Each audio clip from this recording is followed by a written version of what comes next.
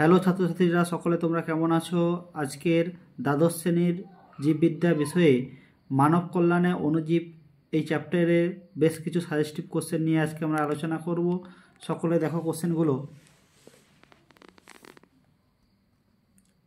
অধ্যায়ের নাম হচ্ছে মানব কল্যাণে অণুজীব।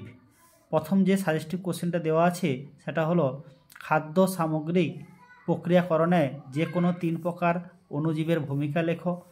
দ্বিতীয় কোশ্চেন মদ্য ও চর্মশিল্পে অণুজীবেদের ভূমিকাগুলি লেখো। 3 নম্বর কোশ্চেন যেটা দেওয়া আছে অ্যান্টিবায়োটিক এবং ভিটামিন প্রস্তুতিতে অণুজীবেদের ভূমিকা লেখো। চতুর্থ কোশ্চেন সিউয়েজ এবং স্লাজ কি। পঞ্চম কোশ্চেন প্রয়োগপ্রণালীর জল পরিশোধনের প্রক্রিয়া বা সিউয়েজ ট্রিটমেন্ট পদ্ধতিটি লেখো। 6 নম্বর কোশ্চেন বায়োগ্যাসের উপাদানগুলি লেখো এবং বায়োগ্যাসের উৎপাদনের পদ্ধতিটি লেখো। 7 নম্বর কোশ্চেন পেস্টের জৈবিক নিয়ন্ত্রণ পদ্ধতিটি লেখো। 8 নম্বর কোশ্চেন ম্যানিওর এবং বায়ো ফার্টিলাইজার কি।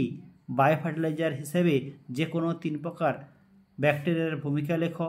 9 নম্বর কোশ্চেন জীবজ সার হিসাবে মাইক্রোরাইজার ভূমিকা লেখো।